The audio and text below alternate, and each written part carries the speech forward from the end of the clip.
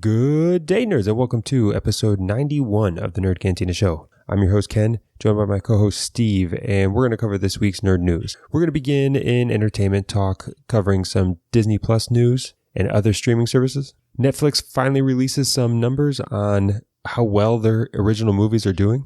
And then we'll also go over to tech news with a quick follow-up to the Data Dividend Project, some robots flipping burgers, and then in hacking news, we've got the big Twitter hack, as well as some foreign government hacks. There's a lot to get to, so we'll get started. Calling back all nerds. Nerds!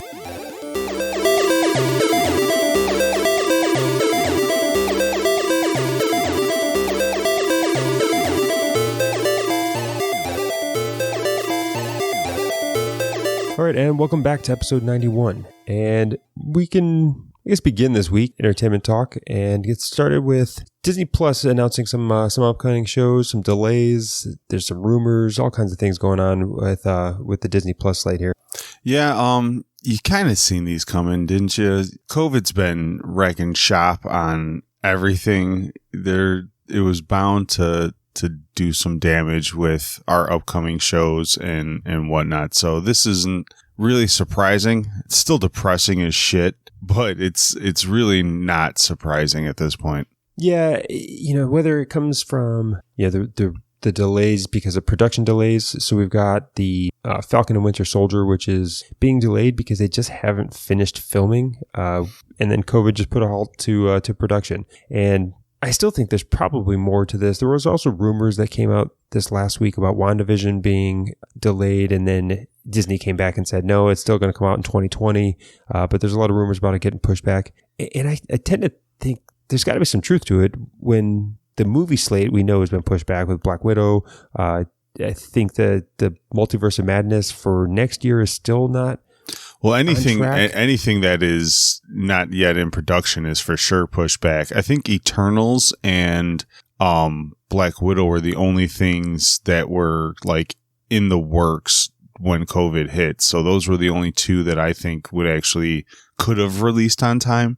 But after that, some of these movies barely even started shooting, if they even started shooting. And if that's the case, they're for sure half a year behind schedule. All these movies and shows are somewhat coupled together. If one goes out of sequence, it's going to give up something in the other, and they're going to stick to their timeline. So if the movies look like they're going to be delayed, they're going to start delaying these shows. They're going to have no choice but to delay it, even outside of production reasons, just for the timing reasons. They're going to have to find a whole new way forward.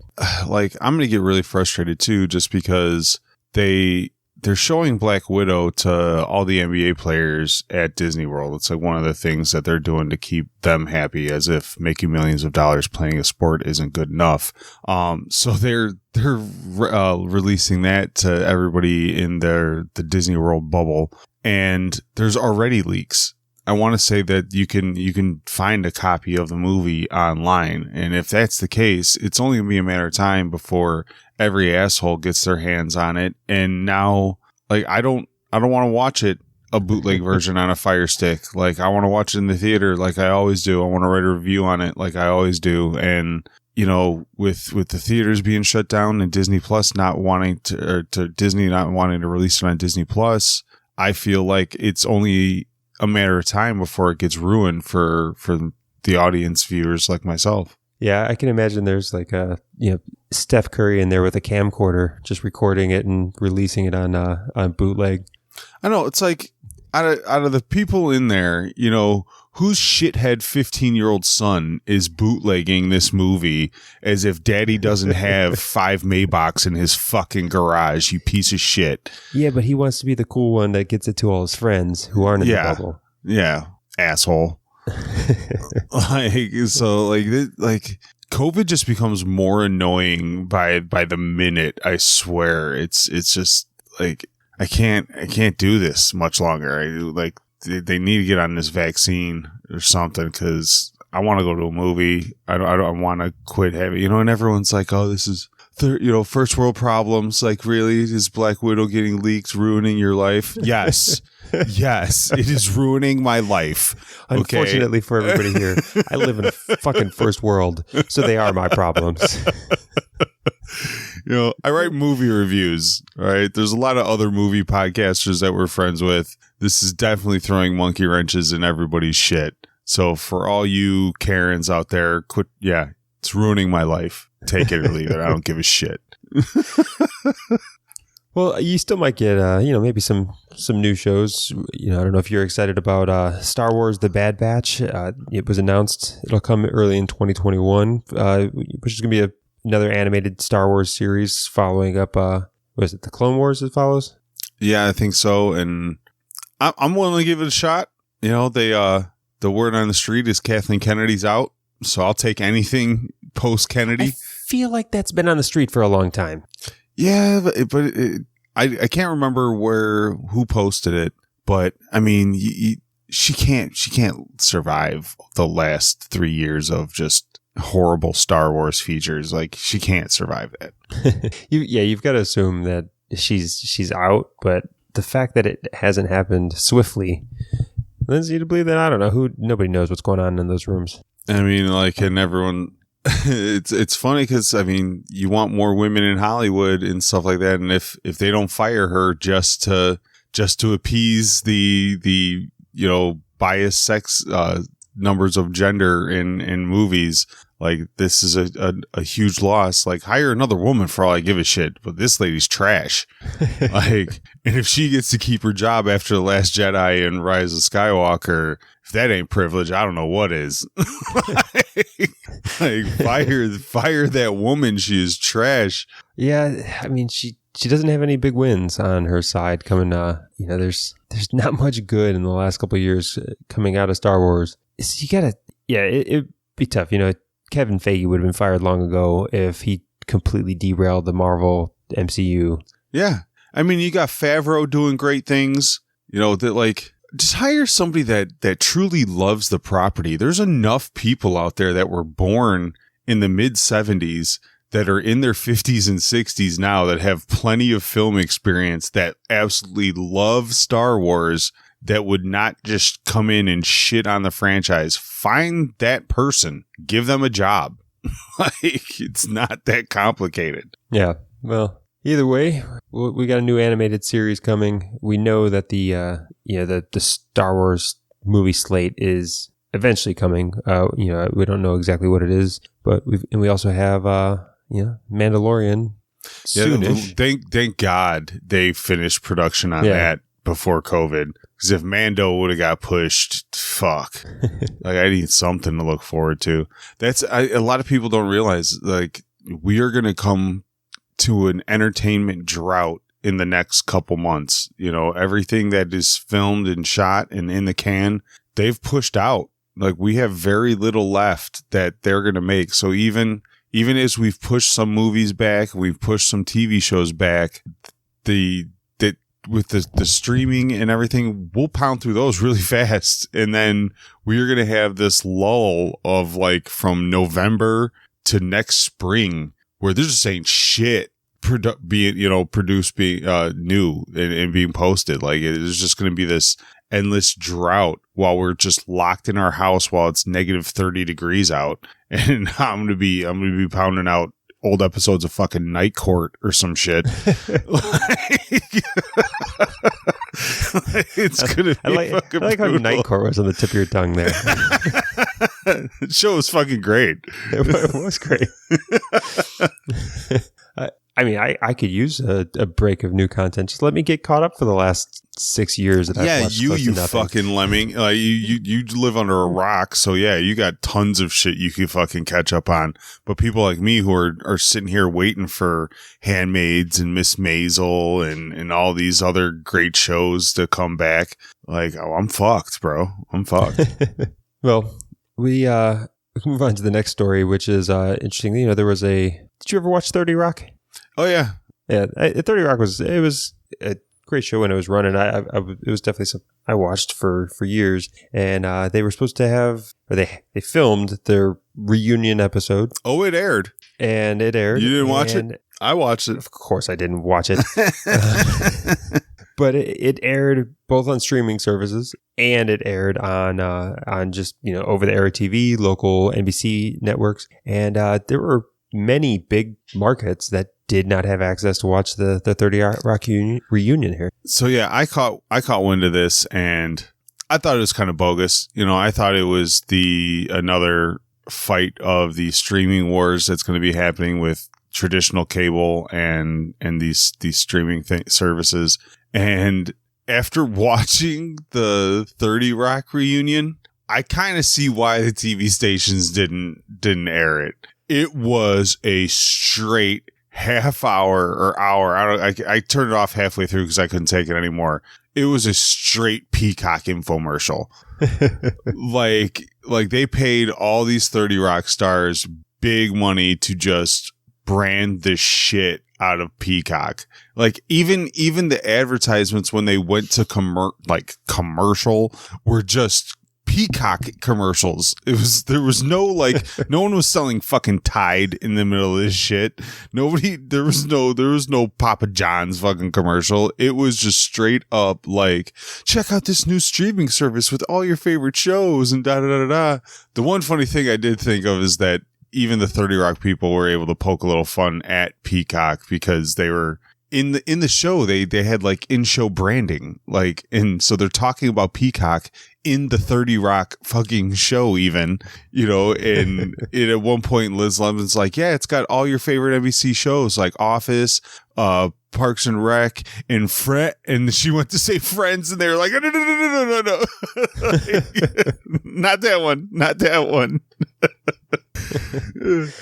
But yeah, it was so if it was just a regular 30 Rock show, I have to assume that some of these station heads got a preview of the episode and realized that it was nothing but a shot across the bow of traditional cable in trying to get people away from their cable boxes and into the streaming service. So they were like, yeah, fuck you. We're not going to participate in this shit.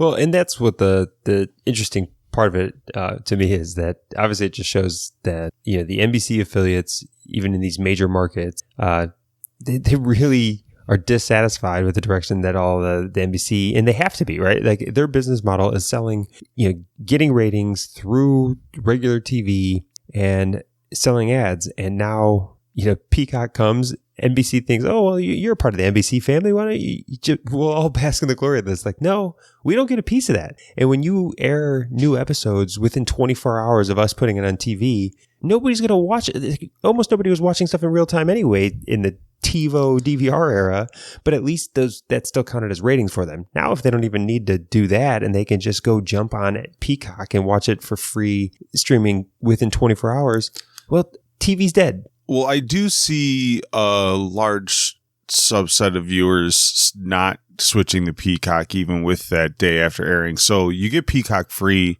in a certain aspect. Then it's $4.99 to unlock all of Peacock's content, but with commercials. And then it's $9.99 or $8.99, something like that, to have Peacock's full content with no commercials. You sound like somebody who's watched a 30-minute commercial about it. Yeah. I watched 30 Rock, motherfuckers. So if you want no commercials, you have to pay $10 to Peacock, and you can only watch it a day after. But if you have a Comcast cable DVR box, you can record the show, watch it an hour later, and fast forward through the commercials.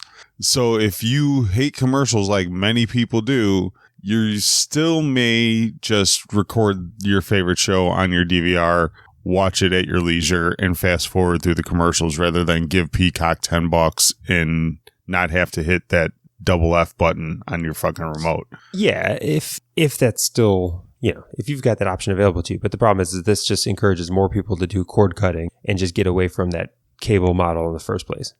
Yeah, but I cut the cord, but now I'm getting so heavy into the amount of money I pay on streaming services that it's almost not worth it anymore. Yeah, but if you go back to TV, you're still going to be paying the streaming services because the original content that is provided to the streaming service. It's actually getting to a point that the original content on TV is more accessible online than the online content is elsewhere. Right? You can't get access to any of the online streaming services stuff unless you're part of the streaming service. But we can watch the shows that are broadcasting on TV through the various streaming services. So you almost have no choice but to go the streaming route. Yeah, it's really weird how this is all going to play out. Comcast and Time Warner and them, they're gonna lose money for sure. Like there's not a doubt, but are they gonna be profitable? Yes. Like they've been the titans for how long? Like this is them. It's not like Peacock's gonna put them out of business. They just this is that corporate greed where they want all the monies and not some of the monies, to where is like, I can't feel sorry for that. Like, especially after how bad they've been raping people for decades, just decades, you know what I mean? And now providers have come up with a different alternative to give viewers more convenience, more options, make it more profitable to the people who actually make the shows. Because that's another thing too, is NBC's the one paying the writers, the actors, the producers, the grips, you know what I mean? Like Comcast ain't paying for that shit, No. So like, should we feel bad that Comcast is getting cut out of this? I don't feel bad. No, I don't care at all. And I'm still looking. I feel bad that I have 9 fucking $10 subscriptions. Like, that's what I feel bad about. We're still we're less than 2 years away from hopefully Starlink internet rolling out, and then that puts the whole Comcast, Cox, Time Warner monopolies that they carved up the country completely at jeopardy, because across the country they're going to have competition they're going to have to deal with. Whereas like where I'm at, the only broadband internet is Cox. That's it. It's the only choice I have. Well, that goes away. So hopefully. I mean, and at least you have one option. There's plenty of places in this country that have 0 options. Like, it still blows my mind that there are people in the heartland of America using dial-up. It's insane. They show pictures of like the local McDonald's all the time, like just people flooding the parking lots of McDonald's so they can, do homework and stream their shows off McDonald's Wi-Fi. Like, it's insane that people are resorting to that. And we're sitting here complaining, talking about streaming services and losing the money on that. Like, I honestly want the government just to provide a basic internet service for the entire country and fuck Comcast on the other end too. Double fist those fuckers. I don't give a shit. All right. Well, moving on from double fisting, and we'll go over to an interesting story that we talk all the time here about what these numbers are for movies and these film debuts that happen on Netflix, and nobody ever knows. And Netflix finally released some data as far as what their total view counts are within the first 4 weeks of a lot of their original content movies coming up. And I think it's about on par where I thought it would be. We were looking at, none of them are over 100 million views. There wasn't a single film that is that the benchmark though. Like, I don't know how many people go see a movie, a real movie. And I think they're basing it off like YouTube like videos. How many people watch a YouTube video, but like, that's like a 3-minute to 20-minute video. Yeah. Who's watching? What 2-hour video has 100 million hits on YouTube where they actually watch it all the way through? I don't know. Yeah, and I guess I don't really know. We talk about box office releases in the realm of it made $1 billion or 700 million or whatever the movie was. How many views does that equal? Less than 100 million. Yeah, I mean, I don't know if my calculator can hold that many zeros. Just divide it by $15 on average, and that's what you got. Yeah, and so it'll come. It's definitely less than 100 million views. So I expected maybe Netflix to be a little higher than what you would expect to see in the theater, but this is about on par where I thought it'd be. And the movies on the list aren't that surprising either, just based on meme culture. You kind of seen these coming, Yeah. That Extraction movie hit 99 million. I was one of them. I actually watched that movie when it first came out. Yeah, I watched it. It was entertaining. Yeah. For the cost, yeah, sure. Yeah. And then Bird Box, of course, is up there. That's when I protested. I still haven't watched that movie. Why? I don't know. It was one of those weird like protest movies that like everybody was talking about Bird Box, and the premise. Were you just mad that everybody was finally talking about Sandra Bullock like she hasn't been alive for making movies for the last 20 years? The premise just really didn't like speak to me. It was like the the opposite version of A Quiet Place, and I love A Quiet Place. And I was just like, oh, so now we're gonna do the blind version. Now we gonna do the blind version. You should watch Bird Box. Yeah, maybe it's good. I mean, it's good. It's definitely different than A Quiet Place. Yeah, they can't see rather than hear. Yeah, but the whole the bad guy in it is a completely different concept than Quiet Place. But whatever. If you haven't watched it, you probably won't. Some of these other movies, they're all ones that I would expect. They paid big bucks to Mark Wahlberg to do an action movie. It drew a lot of people to watch it. Ryan Reynolds, it just confirms that they gave a shit ton of money to Adam Sandler. People are gonna watch Adam Sandler. Yeah, you pay the right person and you just stick in their niche and you're gonna do fine. Adam Sandler comedy movie, got it. 73 million. Ryan Reynolds action movie where he just gets to be a sarcastic, smart ass rich dude for the whole time, got it. 83 million people. I was surprised the Irishman had 64 million, but even the article states that Netflix only claims them as views if somebody has watched 4 minutes or more. So how many people watched 20 minutes of Irishman and didn't get to the 210-minute mark at the end of it? Yeah, we'll finish this one tomorrow, and it just never got to it.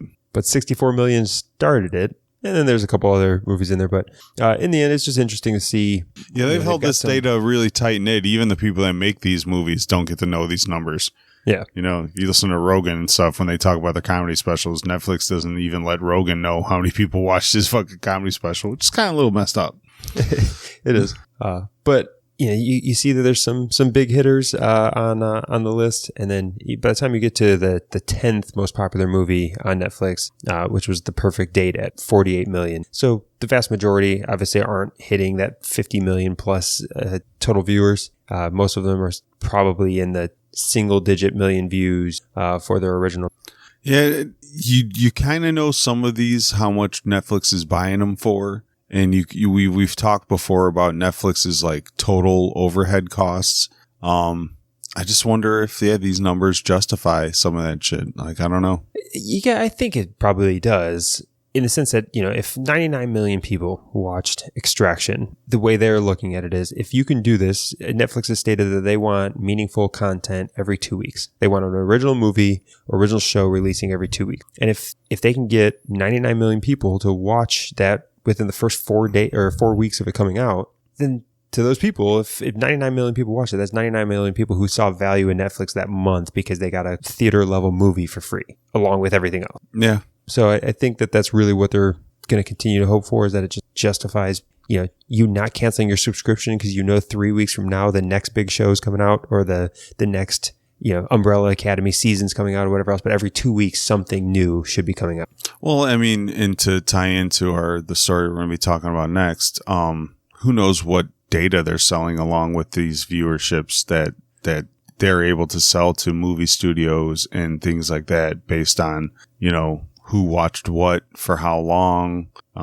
There's other ways to make money by tapping into the data. So maybe they're not just profitable off the viewerships and the subscriptions. I can see them being profitable off letting all these movie studios know exactly not just what people are watching, but why they're watking and how long they're watching. How long they watched, how often they paused, all of that stuff. But yeah, we can jump over the tech news. That ends up entertainment there, and we can jump over to tech news with the article or topic you were talking about there. And it's just a follow up. We talked a couple of weeks ago, I think it was 2 or 3 weeks ago, we talked about the Data Dividend Project when it first released. And to recap, Data Dividend Project is championed really by Andrew Yang, as he talked about it on the trail when he was trying to run for the Democratic primary and run for president. And his whole focus was you should own your data. You should get paid some level of data. People are profiting off of your metadata, your information, and we don't consent to it necessarily. We don't in any way gain from the proceeds of it. And these companies, the richest companies in the world today, all make money off of our data as their resource. So, he started this Data Dividend Project. It follows really that California Consumer Privacy Act, trying to force these companies into a position where they have to get our consent to do it, and then hopefully pay us a dividend based off of how much that data is worth. There's been some articles that have come out. We just wanted to show both sides of it, where like Wired magazine came out and did an article that just talks about how like the numbers just don't make sense on data dividend project, that you can't actually, Andrew Yang is talking about maybe $20, maybe $100 a year, maybe these low values, you're not going to make $1,000 off your data, but even $20 per person coming out of Facebook. The article highlights that really Facebook claims that when you break it down by their profit per person, it only comes down to about $7 per person. So how could Facebook pay $20 million to anybody? How would that company continue to? Yeah, I mean, but they also state that there isn't a completely quantifiable way to get this number yet. That we still don't know. Like you said, it could be in the range of 10 to 100. Well, that's a big fucking range, and I like the fact that they're championing for the consumer, but at the same time, they're going to have to do some work on nailing down exactly what profits are being driven from data and what percentage of those profits should the consumer be entitled to. Is it a perfect system yet? No. We're literally the ground floor of even talking about this. Like, nobody's getting paid from it yet. So how much they get paid shouldn't even be the question until we get to the point where everyone can agree that we should get paid. And then once we get to the agreement, like, no, there's billions of dollars being made off of people just living their lives behind their back in the shadows. They deserve at least some cut of it. Once we can agree on that, all right, let's do the science. Let's do the math. Let's figure out what that total is, how it should be distributed, where it goes. Because at this point, like, I don't even care if they use it just as a tax to fund a UBI program, or if it just comes in a tax like, hey, Facebook's making X amount of dollars off your data. The consumer should get 20% of that. So we're going to put a 20% data tax on everything, and it goes back to the federal government and everybody. We pay off our deficit. Like, I just want somebody to care about the consumer, and right now the DDP is the only one really giving a fuck. Yeah, and that's where this is not going to be life-changing money for anybody. I think like these articles that talk about the numbers don't make sense. Is it even worth it? It's valuable and good criticism of the program. And this is where I think, it's easy for Andrew Yang. It's easy for people to just talk about, go get that money. And as the slogan towards these things, but it's far from why I care about it, because it's not going to be life-changing money. It's not that big a deal. The reason why I just like it is it'll be forced ethical behavior within the use of our data, in the sense that what I want is these companies to be in these forced arrangements with the data, the people that own the data, giving us ownership of the data, and puts them in a relationship with us where they're going to have to then use their data in a very transparent and ethical way, because without it, we then as consumers gain the ability to do class action lawsuits for breach of contract, for them violating our data rights and data. So it's not about the $20 a year. Well, and it's about us being able to enforce some level of proper use and authorized use of our data. Well, and partly the way I look at it too is, I have a change jar in my kitchen that all the pocket change goes in. Granted, we're in a cashless society now, so the change jar doesn't get as filled as fast as it used to back when we were younger. But I have a change jar in my kitchen.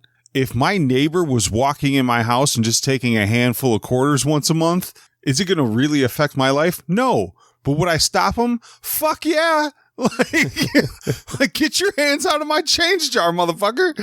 Like, and to me, that's exactly kind of what it's like, is Facebook's just grabbing some change out of your change jar every month. And like it's only $1. You don't really notice $1. Like, what do you care? I care because it was my fucking buck to begin with. Like, no, it's not going to change my life. But like, as you said, is it ethical? Not in the slightest. So it's still something. If you haven't gone to Data Dividend Project, DDP for all, or just the datadividendproject.com, to just check out what it is. Again, I say see beyond the sale, the salesy side of it of, you're going to get paid for your data. And I look at it as we're going to gain negotiating power with the companies that use our data, whether that be to negotiate for ethical behavior, which is what I hope, or for your $20 a year, whatever that happens to be. But either way, I believe in the benefits of it moving forward. But if you're interested in give it to me in numbers, Facebook stock. Give it to me in Facebook stock. Give me give me 0.12 shares of Facebook stock every month for being a subscriber. I don't give a fuck. But you ain't taking my shit for free no more. All right, well, we can move on. That was just a quick follow up, but in Andrew Yang, I guess. An Andrew Yang adjacent story.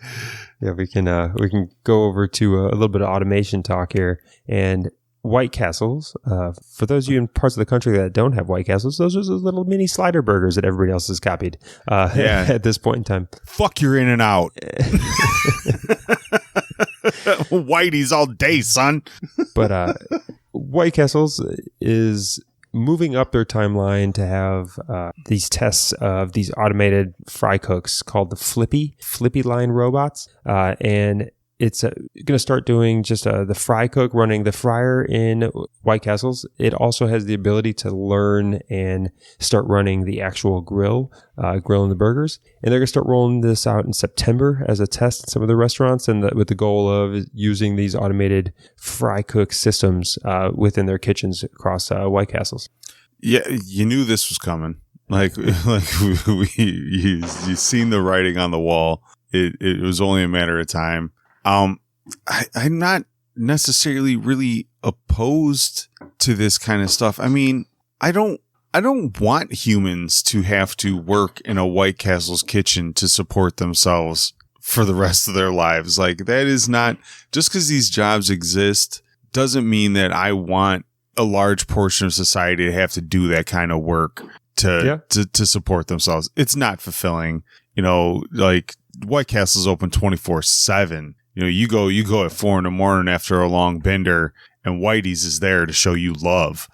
So, like, and Dolores in the back is not a happy worker.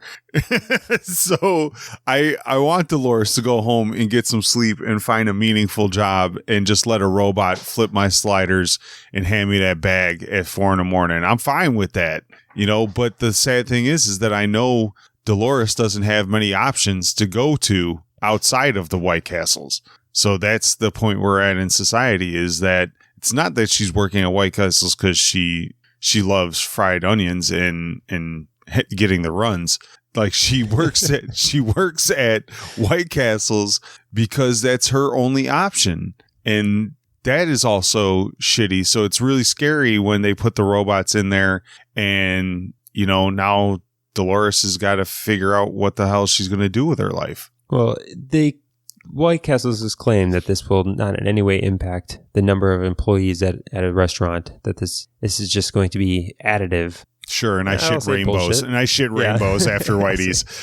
Yeah, I'll say bullshit with that one. But, it's, I think this is going to be eventually the future. I think we're still pretty damn far away from kitchens across America being ran by automated cooks. But it's definitely something that can be done if it's a routine task, like just picking up a fry basket and dropping it in a fryer and picking it up when a timer's over. Robots got that. Like, yeah, that's not hard. It's got it. Like, and that's what I mean. These in the burgers are tiny little squares. You just put a little spatula end on the end of a robot arm. Like, I get it, man. I get it. We don't need to pay humans to do these jobs. Like, I totally understand that. I just hope that as we roll out these robots, we have people somewhere down the line figuring out what the hell these people are going to do for work after the days of the burger flipper. It was always a slight jab at unskilled, uneducated workers. Like, oh, you can just go be a burger flipper, and it's like, nah, I can't. No. Now you're just going to become, I don't know, the burger assembler. They're still talking about the humans are going to have to do the assembly of the burgers. So you just, instead of standing behind the grill, you just stand to the side and you just have the robot yell at you for not moving fast enough. I don't know. there's just going to be one dude sleeping in a chair inside of Whitey's, just making sure shit doesn't go haywire. You know, like just one dude to hit the all stop button when Flippy starts throwing burgers across the room on accident. All right, well, I guess we can move on to the hacking news here, and we've got a huge hack that's we can talk about for a little while. And smart people with computers are just really bored during this quarantine, man. Hacking stories have gone up at least 40-50%. And if you haven't seen this latest one, I don't know where you were last week, but you've got this massive Twitter hack, which was a call for Bitcoin, that if you donated Bitcoin, that these celebrities or whatever else were going to or no, it was that the company that you were donating to was going to double your Bitcoin donation. And it just turned into a bunch of celebrities tweeting saying that they donated, that they gave their $1,000 in Bitcoin or whatever else and got it doubled. And the people, though, that were part of the hack, you've got the largest Twitter account, or as far as followers, Barack Obama doing it, Joe Biden, Elon Musk, Jeff Bezos. Yeah, they picked some good accounts to tweet this from. They did, and I think it ended up being like 130 total accounts, some of them being absolutely huge accounts that obviously these people, they weren't trying to be incognito about this. Right? They were trying to get away with these hacks for a long time. This was something that they had to have known was going to get caught pretty quickly when you start tweeting from President Obama's account, but it still gets retweeted throughout.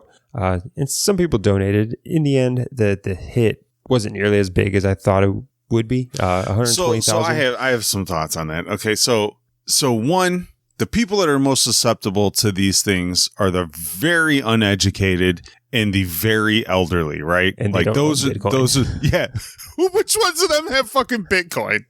Which ones of those fucking adults have fucking Bitcoin? Okay, let alone Twitter accounts.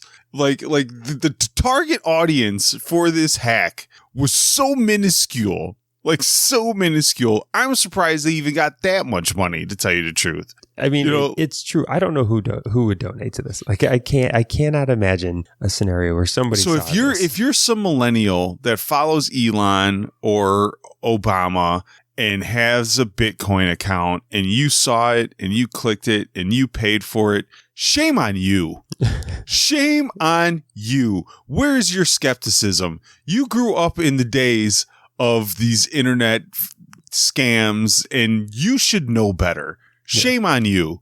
Like, yeah, it was absolutely wild to me when people, when it was just being told that people were falling for it. And I was just thinking, like, really, you really thought that Barack Obama, the last president, and Joe Biden running for president, that if they're going to donate something, they're going to do it in non-US dollars, untraceable Bitcoin? Like, are you kidding me right now? But we laugh and we it's so obvious to us. But if con artists and scams like this have proved everything, is that there is a large portion of the population that is they just want to believe in things like this.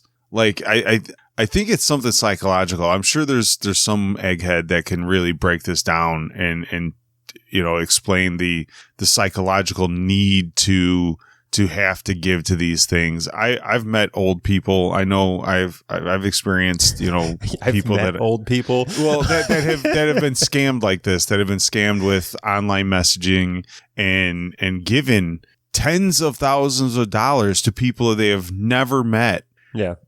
Because of the need to want to believe what they're telling them. They have this desire, like a lot of these con artists, they scan obituaries for widows and widowers, and they wait and they prey on people that are getting life insurance policies or getting willed things. And they find that heartstring to tug on, and they get paid. And especially in the day and age of Facebook and stuff, where so much of your personal information is out there, they can, Cambridge Analytica your ass and tailor make a custom sob story to tell you that you can relate to, because on your Facebook page, they know you just lost your husband, you live in this area, you have this many family members, You're interested in these things. So therefore, based on this information, we're going to tell you that I'm a vet who lost his wife and has 3 children that I have to raise on my own now, and just jab you right in the gut with a fake sob story till you write a check. You know, so like But this isn't that, right? This was the blanket phishing scam or whatever else that had no real emotional. Well, they just appeal to everybody's greed. Give me $1,000 today, I'll send you $2,000 tomorrow. And I'm like, really? I mean, it was a donation, right? They were asking people to donate $1,000 and they would double it. So these were people that actually thought they were doing good, just following their favorite celebrity or whatever else that tweeted it, which, yeah, I mean, you donated it.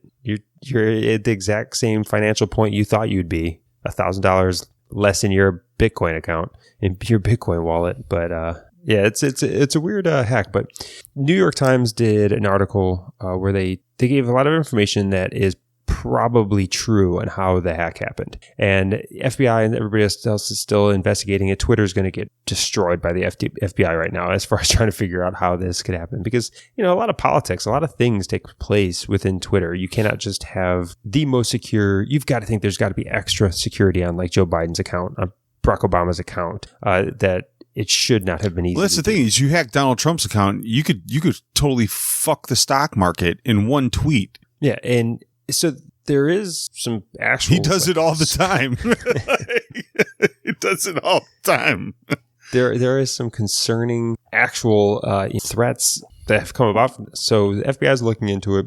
But New York Times did a pretty good article talking to a bunch of people who do like SIM card swapping, and in the end, what they talked about was this hack was done through like an admin password, that there is like a God mode in Twitter that you can have access, manipulate accounts, do whatever, and it's just for employees. And the New York Times article states that they got the information on how to log into this God mode through their Slack channel. So Slack being like a corporate messaging system, it's used by a lot of companies. And apparently over at Twitter, they use Slack, and people who had the admin permissions actually created it within their Slack channel and like pinned it to the top as like, oh, here's the username and password for the admin if you need it, and pinned it within their messages. So Slack there's been a couple different like corporate events where Slack messages are not encrypted. They're not end-to-end encryption. It's just an open channel. So if you gain access to somebody's account, you gain access to all of the messages that are through it.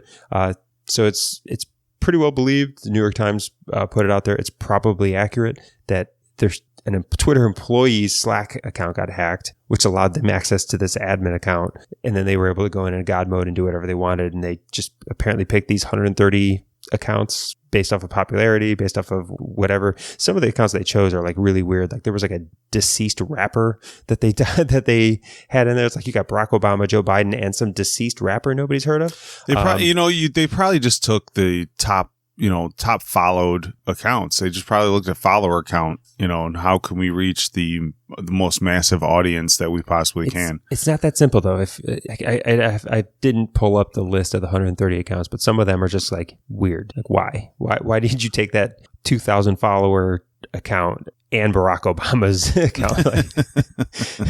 Weird. It's all about, I have to assume there's either no logic and it was just a bundle kind of thing that they did, or it was based on target audience. Like it's really the only thing that makes sense, when you're trying to do a massive tweet like this, because for every account it was the same tweet, right? It was just the call for donating and the Bitcoin link. So I just, it just puzzles me. If the world has this much money to give away, how are some of the country's problems not being solved very easily? Yeah, it was only 120,000.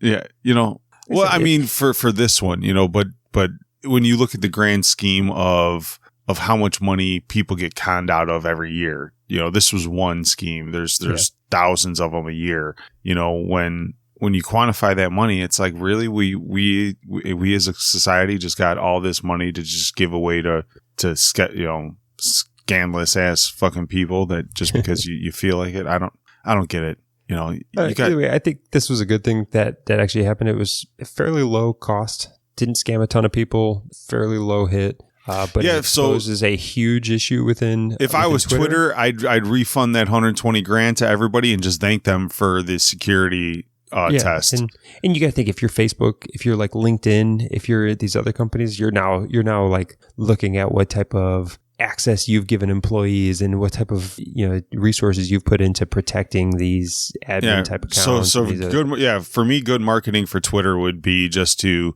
send us the receipt that you sent, that you prove that you sent Bitcoin to that address. We'll refund you. Thank you for beta testing our security for us. But in the end, we can move on to a couple other hacking topics here before we close out. But there's an article about Russian hackers trying to steal coronavirus vaccine research. As the Russians are always trying to take something. It seems in our show we're why do the research yourself when you could just steal it from everybody else? I mean, I guess I'm not mad at them.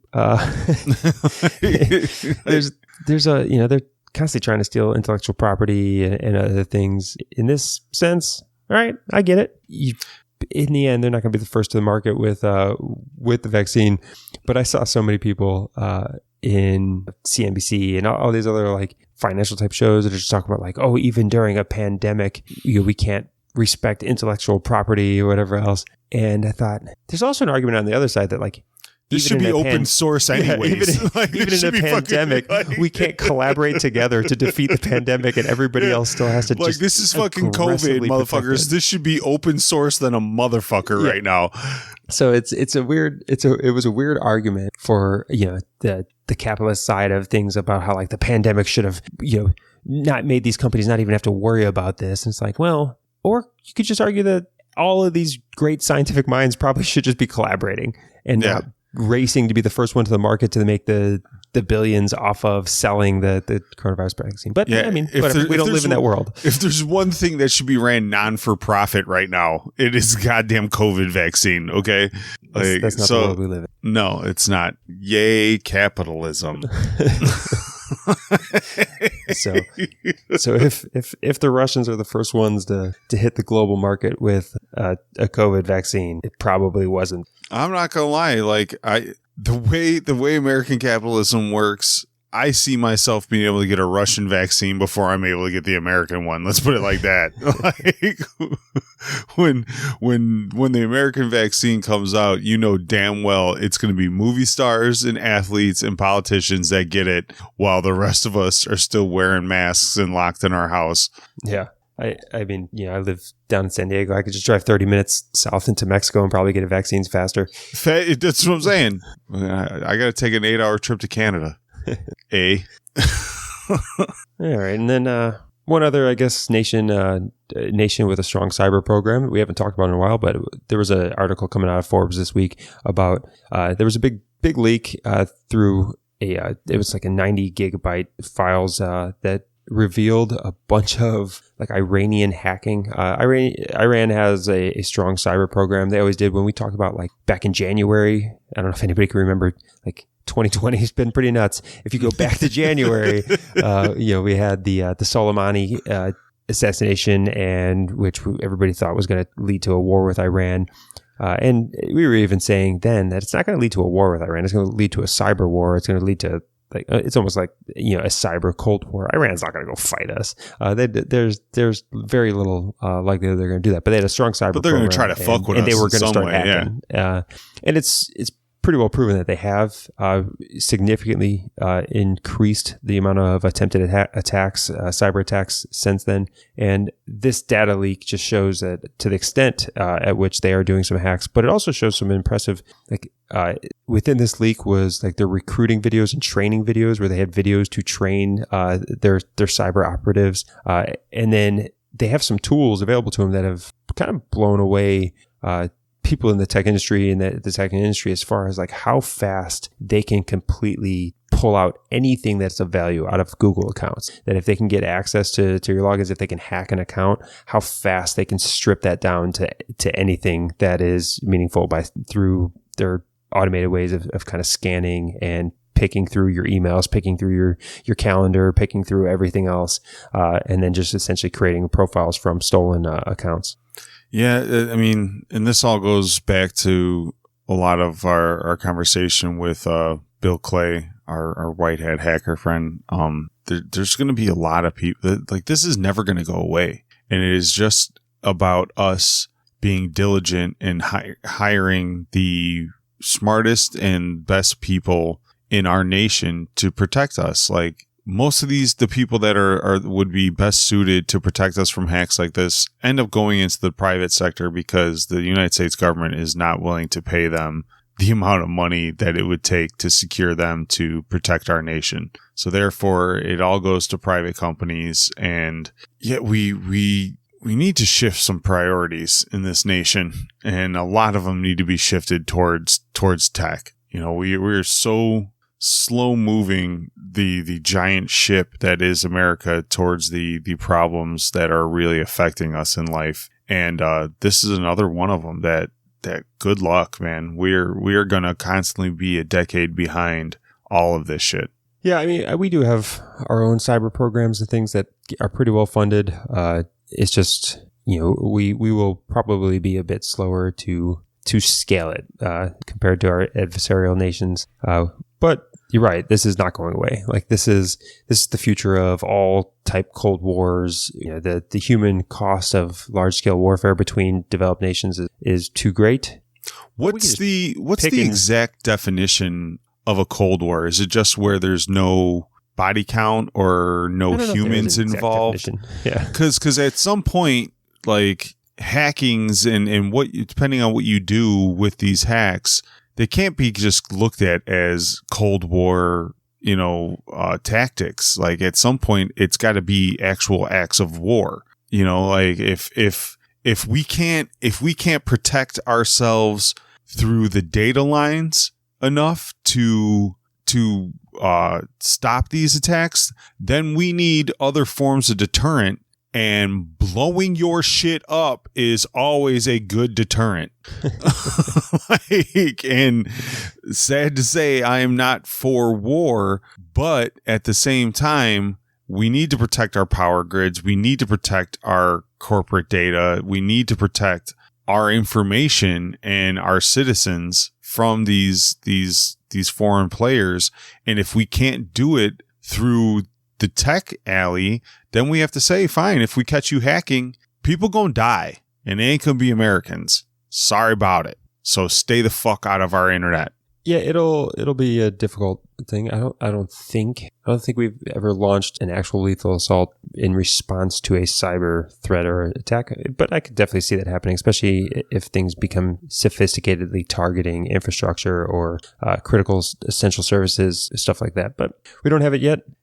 Curious on where the world will take us as this gets more and more aggressive. People keep dipping their toes deeper and deeper into this cyber attack realm. But we'll have to do an update again. We've talked about it several times with Bill or whatever else. Yeah, we'll send out an email. Figure out these things. We got to send out an email. But it's been long enough. I'm sure he's got some other frightening stories now that relate to what's been going on in the world. He's always got some good ones. All right. Well, speaking about being long enough, that's it for the episode here. That's our hour. 91. And just want to thank you for listening for episode 91 of the Nerd Cantina Show. As always, please go ahead and take a moment to give us a rating, review, and share this with somebody who may find some interest in some of these topics we covered here today. Yeah, and we, as always, we like to thank everyone for listening. We're at episode 91. If you're expecting a big 100th episode blowout, don't hold your breath. We are greatly lacking in any big celebration for our 100th episode right now. You'll probably just get the news. So just keep tuning in.